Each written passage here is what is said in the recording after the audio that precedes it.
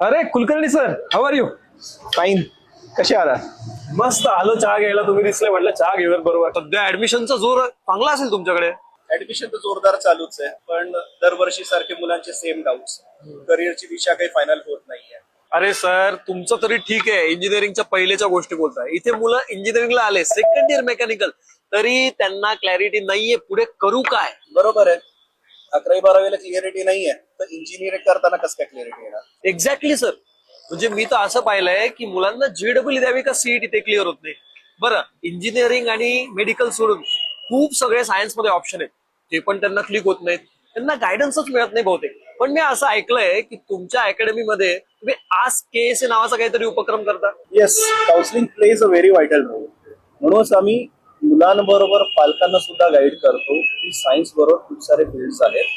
MBA आहे, architecture आहे, designing आहे, इंजिनिअरिंग आहे, मेडिकल आहे, फॉरेन्सिक सायन्स आहे. Great sir. आयुष्याच्या महत्वाच्या वळणावर तुम्ही त्यांना छान काउन्सिलिंग करताय.